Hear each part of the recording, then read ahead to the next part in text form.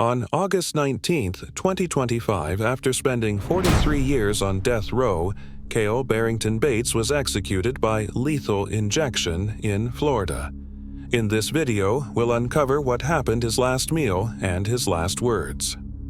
On Monday, June 14, 1982, 24-year-old Cale Bates walked into the State Farm Insurance office in Lynnhaven Bay County around 12:40 p.m., intending to commit a quick burglary. And by 1:20 p.m., he was in police custody, as if the chaos in between had been a fleeting nightmare. But everything had changed. That afternoon, Cale had killed one person. The body was discovered almost immediately. On that fateful day, 24-year-old Janet Renee White had just returned to her office after lunch, clocking back in around 1:05 p.m. She answered a phone call from a client, her voice steady and professional. But Janet wasn't alone. Cale Bates, a truck driver facing mounting financial pressures from a new home, purchase an expected second child, and a recent denial of promotion in the National Guard, had slipped into the office moments earlier. He was desperate, looking for anything of value to steal. Together, the unexpected encounter turned deadly. Cale startled Janet as she hung up the phone. She screamed and reached for 2 cans of mace she kept for protection, spraying him in the face. The chemical burned his eyes and skin, igniting a frantic struggle. In the chaos, Cale pulled out his work knife, a simple tool he carried for his job, and stabbed Janet twice in the chest. The wounds were deep, piercing her lungs and heart. She collapsed unconscious within a minute or two, her life slipping away in under 5 minutes. Cale dragged her body out of the office and into nearby woods, attempting to hide the evidence. He rifled through her belongings, taking her ring and other items in what prosecutors would later describe as armed robbery. There were signs of attempted sexual battery, though no vaginal trauma was found, and forensic evidence like semen on her clothing was inconclusive at the time. The entire ordeal lasted no more than 2 to 3 minutes. A burglary gone horribly wrong, fueled by surprise fear and desperation. Cale left the scene but returned shortly after, perhaps in a daze or to retrieve something. That's when police, alerted by a suspicious witness who heard screams, arrived and found him near the woods, covered in mace residue and blood. Janet died from the stab wounds, her body bearing ligature marks on her neck from the struggle, along with contusions and abrasions. She never had a chance to fight back for long. Cale was arrested on the spot, his hands still trembling from the encounter. This wasn't the first time Cale had faced stress, but it was the deadliest. Janet White had been a young woman full of life, recently married and working a steady job at the insurance office. Her husband, Randy White, would later describe the whirlwind romance they shared before her tragic end. Randy received the devastating call, "Your wife's been murdered." Overwhelmed by grief, he spiraled into addiction, using cocaine to block out the pain, becoming a recluse in the aftermath. Cale Bates had been trying to build a stable life. Born on February 18, 1958 in Riviera Beach, Florida, to Jack Bates and Inez Williams, Cale grew up in a modest household marked by financial hardship.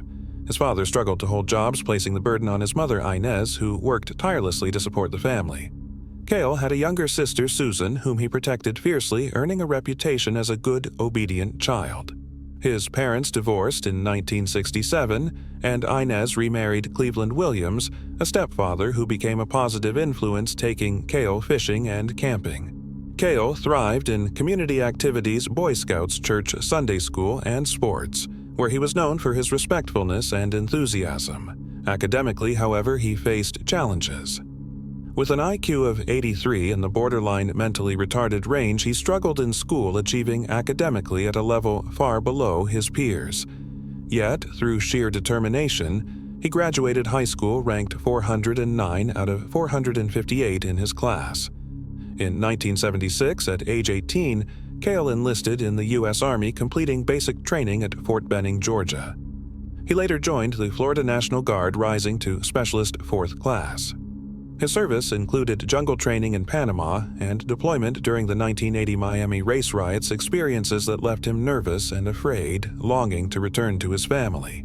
Witnesses recalled him as withdrawn afterward, plagued by nightmares and disorientation, signs of stress that would later be linked to organic brain damage. In 1978, Cale married Renita Bookman, and they welcomed a daughter, Alea. By 1982, another child was on the way. He worked as a truck driver for Jim Walter's paper company, valued by his employers for his dedication. Cale had no significant prior criminal history. He embodied mainstream American values, family work, military service. But underlying issues simmered deficits in problem-solving memory and attention stemming from brain damage possibly present since 1971. Experts would later describe him as functioning at a 9-10-year-old academic level with a lowered threshold for stress that it could lead to impulsive reactions.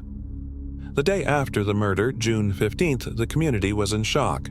Janet's body was found in the woods near the office, her car still parked outside. Randy White, her husband, was notified, and the news spread quickly through Bay County. Police had already arrested Cale, who gave conflicting statements during interrogation. At first, he denied everything. Then he claimed Janet had accidentally stabbed herself in the struggle.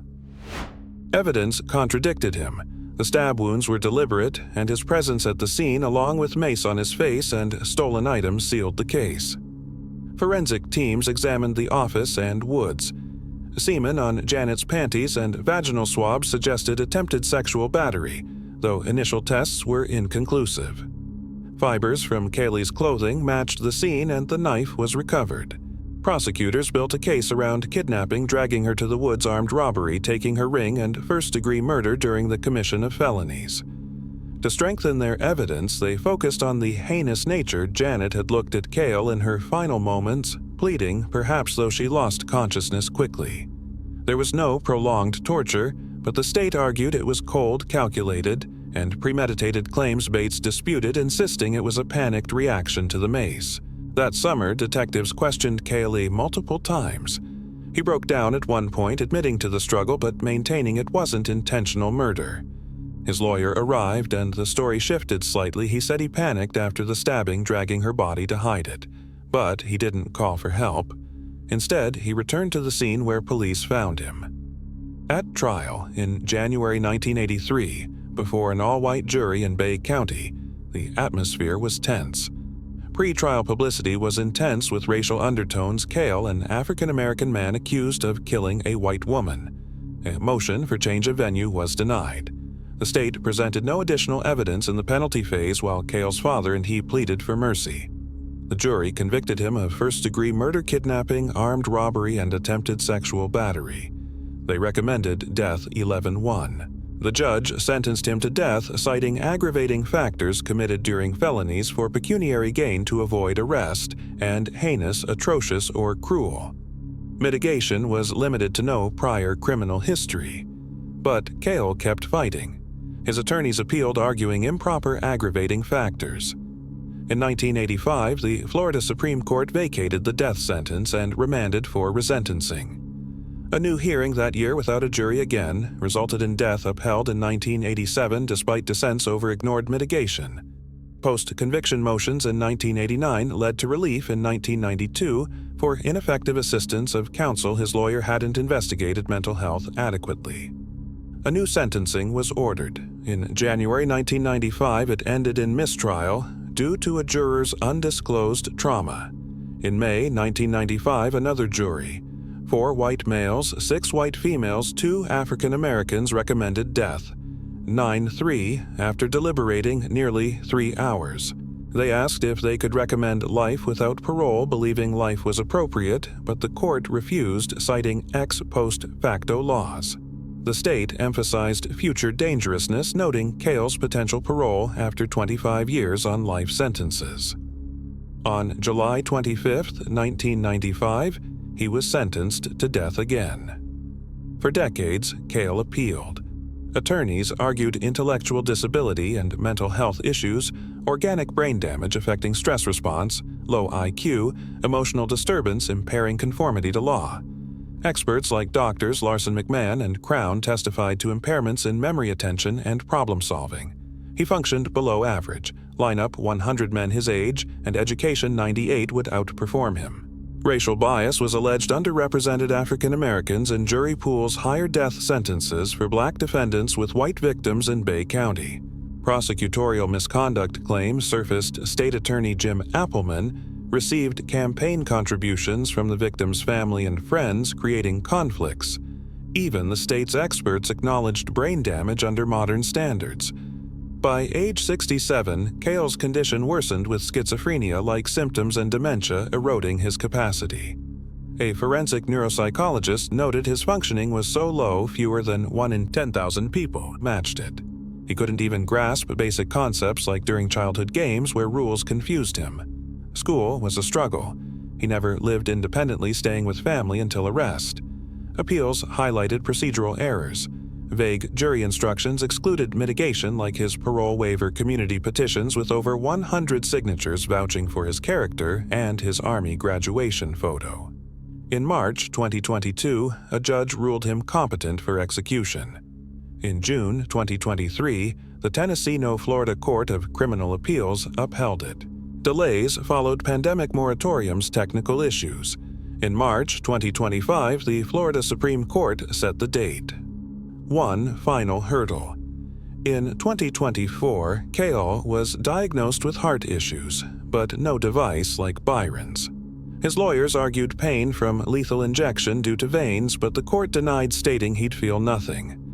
The night before execution, Cale had his last meal: fried chicken, mashed potatoes with gravy-collard greens, cornbread, and peach cobbler, a Southern comfort spread evoking his Florida roots. On the morning of August 19, 2025, Cale was led into the execution chamber at Florida State Prison. Strapped to the gurney at 6:01 p.m., the curtain rose. A white sheet covered him up to his chest. Facing witnesses, including Randy White's relatives, he was asked for last words. Quietly, he said, "I'm sorry for the pain I caused. Tell her family I regret it every day." No elaborate apology, but remorse flickered in his eyes. He didn't speak further to the victim's family. Witnesses noted his calm demeanor, though his breathing quickened signs of underlying fear. His spiritual advisor, a prison chaplain, stood by, touching his shoulder, whispering prayers and urging deep breaths. As the drugs flowed at 6:03 p.m., Cale looked around, sighing heavily. "It's cold," he murmured to the advisor, who replied softly, "Stay strong, brother." He groaned once, then stilled at 6:07 p.m. After the mandatory wait at 6:12 p.m., Cale was pronounced dead. Cale Barrington Bates was 67 years old. What do you think? Has justice been served? Let us know your thoughts in the comments.